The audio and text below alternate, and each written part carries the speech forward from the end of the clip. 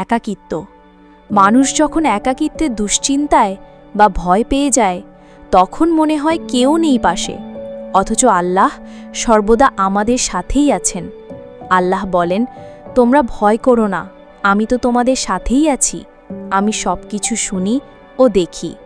সূরা তহা আয়াত 46। নিশ্চয়ই আল্লাহ ধৈর্যশীলদের সাথেই আছেন। সূরা আল বাকারা আয়াত 153।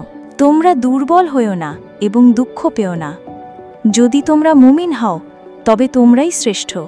সূরা আল ইমরান আয়াত 129। আর যে ব্যক্তি আল্লাহর ওপর ভরসা রাখে, আল্লাহ তার জন্যই যথেষ্ট। সূরা আত-তালাক আয়াত 3। আমাদের প্রিয় নবী হযরত মুহাম্মদ সাল্লাল্লাহ আলাইহি ওয়াসাল্লাম বলেন, জেনে রাখো আল্লাহর সাহায্য ধৈর্যের সাথেই, স্বস্তি আছে কষ্টের সাথেই এবং সহজই কষ্টের সাথেই। জামে তিরমিজি হাদিস নাম্বার 2516।